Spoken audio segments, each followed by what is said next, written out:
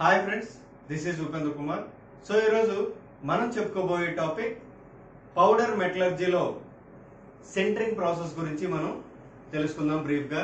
And engineering materials and material సైన్స్లో basic topics అన్నీ కూడా కవర్ చేసి మన యూట్యూబ్ ఛానల్లో ఉంచడం జరిగింది. 400+ వీడియోస్ ఉన్నాయి, technical as well as engineering, safety. So అవన్నీ కూడా చూడండి, షేర్ చేయండి, లైక్ చేయండి. ఈరోజు మన టాపిక్ ఏంటి అంటే సెంటరింగ్, పౌడర్ మెటలర్జీలో సెంటరింగ్ ప్రాసెస్ ఎలా చేస్తాము.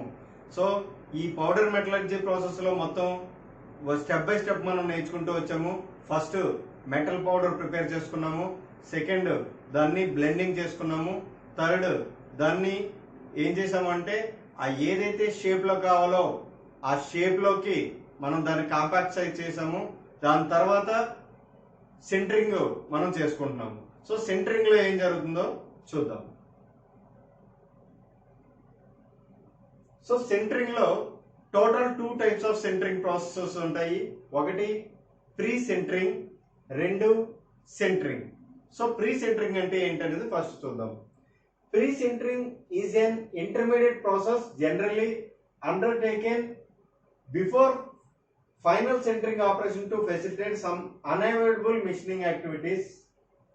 సో ప్రీ సెంటరింగ్ అనేది ఎప్పుడు వస్తుంది అంటే ఫైనల్ సెంటరింగ్ అయ్యే ముందు ఈ ప్రీ సెంటరింగ్ అనేది చేస్తారు. సో ప్రీ సెంటరింగ్ ఎందుకు చేస్తారు అనేది ఇప్పుడు చూద్దాం. When some machining is required on parts, one goes for pre sintering before the actual sintering operations. So ఏవైనా ఒక మనం సెంటరింగ్ చేసిన తర్వాత ప్రోడక్ట్ ని యూజ్ చేసుకుంటే దానికి ప్రీ సెంటరింగ్ అనేది అవసరం లేదు. ఇన్ కేస్ ఏదైనా ఆ ఫైనల్ ప్రోడక్ట్ కి మిషనింగ్ ఏదైనా రిక్వైర్డ్ అవసరం అయితే, అంటే మనం తయారు చేసుకున్న ఆ ప్రోడక్ట్ కి ఎడిషనల్ గా మనం మిషనింగ్ చేయాలి అనుకుంటే ఆ ప్రోడక్ట్ కి మనం ప్రీ సెంటరింగ్ అనేది చేసుకోవాలి. ఇన్ కేస్ ఆ ప్రోడక్ట్ డైరెక్ట్ గా మనం యూజ్ చేసేస్తే, సెంటరింగ్ లోంచి తీసి మనం యూజ్ చేసేస్తే ఆ ప్రాసెస్ కి ప్రీ సెంటరింగ్ అవసరం లేదు. అసలు సెంటరింగ్ అంటే ఏంటనేది ముందు మనం తెలుసుకుందాం. సెంటరింగ్ అంటే మనం కాంపాక్ట్ చేస్తాం కదా ఆ షేప్ లోకి, ఆ షేప్ లో కాంపాక్ట్ చేసిన తర్వాత మనకు కావలసిన ఆ స్ట్రెంగ్త్, ఆ ప్రాపర్టీస్ అవన్నీ కూడా మనం ఎలా అటైన్ చేస్తాము అంటే సర్టెన్ టెంపరేచర్ కి దాన్ని హీట్ చేసి మనకు కావలసిన ఆ మెటల్ పౌడర్ యొక్క ప్రాపర్టీస్ మనం తీసుకుంటాం. సో అది సెంటరింగ్ ప్రాసెస్. ఈ సెంటరింగ్ ప్రాసెస్ లో ఏమవుతుంది అంటే మనం ఆ పౌడర్ కాంపాక్ట్ చేసిన తర్వాత కాంపాక్టింగ్ లో మనం టెంపరేచర్ అప్లై చేస్తాము. సో అది టెంపరేచర్ బిలో మెల్టింగ్ పాయింట్ కి టెంపరేచర్ అప్లై చేస్తాము. సో టెంపరేచర్ అప్లై చేసిన తర్వాత ఏంటి అంటే దానిలో ప్రాపర్టీస్ మారుతాయి అండ్ దాని స్ట్రెంగ్తనింగ్ కూడా మారుతుంది. సో మనకు కావాల్సిన స్ట్రెంగ్త్ ప్రాపర్టీస్ వచ్చిన తర్వాత ప్రోడక్ట్ తీసుకొని యూజబుల్ గా మనం ఎక్కడైతే యూజ్ చేస్తున్నామో డైరెక్ట్ గా యూజ్ చేసుకుంటాము. ఇన్ కేస్ అదే ప్రోడక్ట్ కి మనం ఏమైనా ఫర్దర్ గా మిషనింగ్ చేయాలి అంటే ప్రీ సెంటరింగ్ అనేది మనం తప్పకుండా చేయాలి. In pre sintering it removes the lubricant and binder added to the powder during the blending operation. So pre sintering లో ఏం చేస్తుంది అంటే ఏదైతే లూబ్రికెంట్స్ ఉన్నాయో ఆ లూబ్రికెంట్స్ ని రిమూవ్ చేస్తుంది. సో రిమూవ్ చేయడం వల్ల ఏంటి అంటే మనకి మిషనింగ్ అనేది నీట్ గా అవుతుంది. In pre sintering it removes the lubricant and binders, lubricants ని అదేవిధంగా బైండర్స్ ని కూడా రిమూవ్ చేస్తుంది. The compacted parts are heated for a short time at a temperature considerably below the final centering temperature in pre-centering process. ఈ pre centering process లో ఏమవుతుంది అంటే మనం ఆ లూబ్రికెంట్ ని బైండర్ ని ఎలా రిమూవ్ చేస్తాము అంటే సమ్ టెంపరేచర్ కి దాన్ని హీట్ చేసుకుంటాం.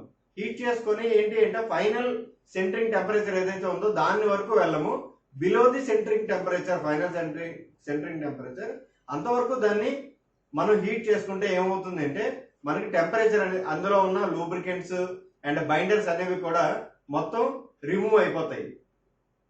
Pre sintering can be eliminated if no machining of the final product is required. In case ఏదైనా ప్రోడక్ట్ మిషనింగ్ అవసరం లేదు అనుకుంటే దాన్ని డైరెక్ట్ గా యూజ్ చేసుకోవచ్చు అనుకుంటే ప్రీ సెంటరింగ్ మనం చేయవలసిన అవసరం లేదు. ఇది ప్రీ సెంటరింగ్ యొక్క ప్రాసెస్ అన్నమాట. నెక్స్ట్ సో సెంటరింగ్ అంటే ఏంటి? ప్రీ సెంటరింగ్ గురించి మనం తెలుసుకున్నాం కదా. సెంటరింగ్ అంటే sintering consisting of heating pressing metal to a temperature below the melting point of the major consisting in an inert or reducing atmosphere where the time, temperature, heating rate, cooling rate are controlled.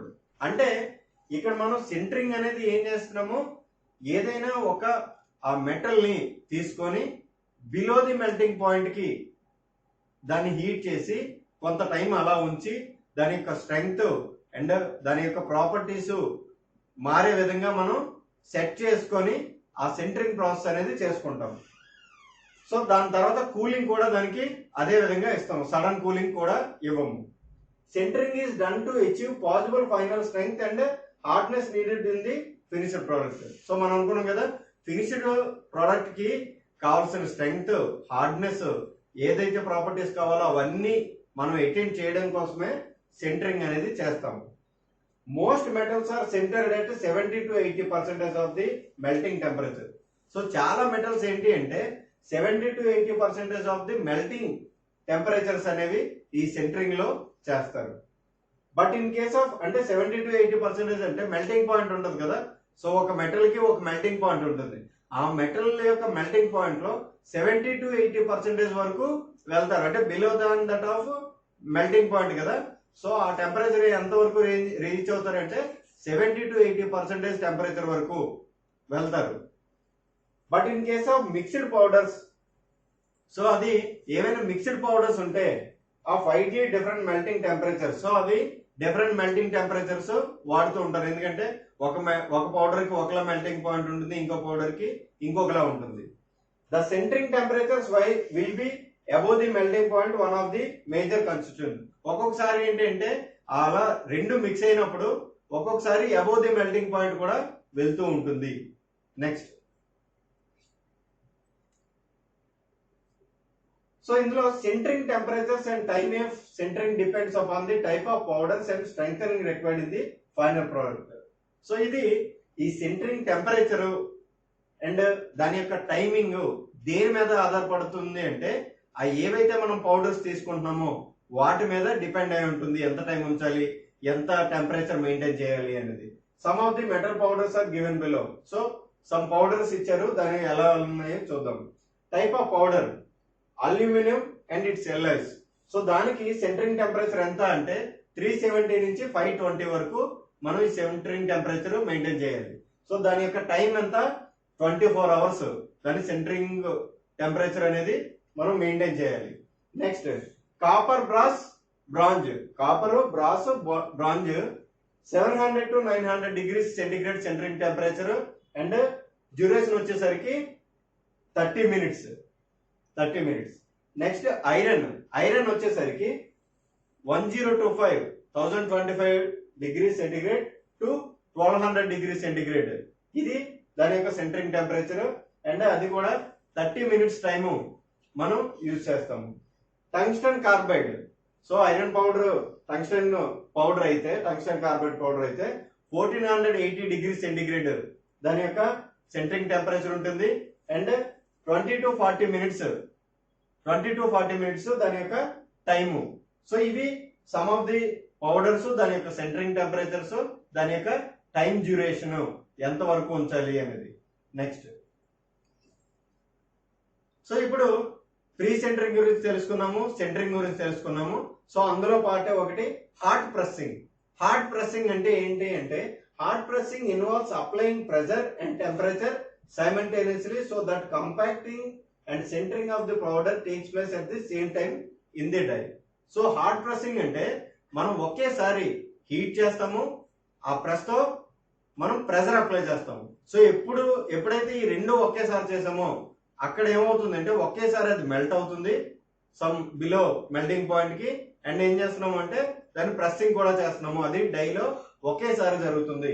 Hot pressing involves applying pressure, first apply చేస్తాం pressure, and temperature కూడా simultaneous గా apply చేస్తే అది hot pressing అవుతుంది.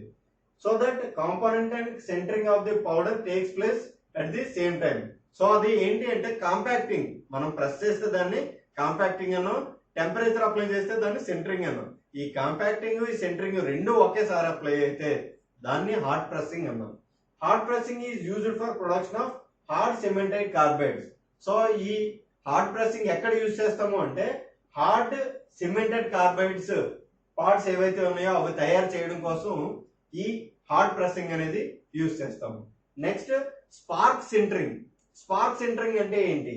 Spark sintering is the process of simultaneously pressing. So ఈ pressing కి ఏదైతే ఉందో సేమ్ అదే, కాకపోతే అక్కడ టెంపరేచర్ మనం రేస్ చేసాం కదా, ఆ టెంపరేచర్ ఇక్కడ స్పార్క్ ఎలక్ట్రికల్ స్పార్క్ వల్ల ఆ టెంపరేచర్ అనేది జనరేట్ అవుతుంది. Spark sintering is the process of simultaneously pressing, compacting, pressing అంటే compacting and sintering of metal powders by high energy electric spark.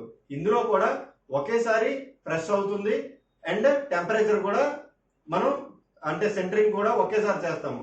ఆ సెంటరింగ్ కావాల్సిన టెంపరేచర్ మనం ఏం చేస్తున్నాము by high energy electric spark ద్వారా మనం జనరేట్ చేసి ఆ టెంపరేచర్ ని అటైన్ చేసుకుంటున్నాం. Due to this high energy associated with the spark. So high energy ఎలా వస్తుంది? స్పార్క్ ద్వారా వస్తుంది. Diffusion bonds occurs instantaneously. So ఇందులో ఏంటి అంటే ఆ మెటల్ మరి ఆ టెంపరేచర్ కి కరగాలి కదా, సో అది ఏంటి అంటే డిఫ్యూజన్ అనేది ఆ పౌడర్ లో టేక్స్ ప్లేస్ అవుతుంది. This process is used for sintering. So ఈ ప్రాసెస్ ఎక్కడ వాడతారు అంటే అల్యూమినియం ని సింటరింగ్ చేయడానికి అండ్ కాపర్ ని సింటరింగ్ చేయడానికి, iron and stainless steel sintering చేయడానికి ఈ స్పార్క్ సింటరింగ్ అనేది యూజ్ చేస్తారు. సో ఇవి నెక్స్ట్. సో ఇవి బేసిక్ గా సింటరింగ్ అంటే ఏంటి, ప్రీ సింటరింగ్ అంటే ఏంటి, హార్డ్ ప్రెస్సింగ్ అంటే ఏంటి అండ్ స్పార్క్ సింటరింగ్ అంటే ఏంటి అనేది సో మీకు అర్థమైందని అనుకుంటున్నాను. ఏవైనా డౌట్స్ ఉంటే అడగండి. మా ఛానల్ సబ్స్క్రైబ్ చేసుకోండి, షేర్ చేయండి, లైక్ చేయండి, కామెంట్ చేయండి. మీ కామెంట్ మేము ఫీడ్బ్యాక్ కింద తీసుకొని ఇంకా ఇంప్రూవ్ అవుతాము అండ్ మీకు కావాల్సిన వీడియోస్ అందిస్తూ ఉంటాము. Thank you for watching.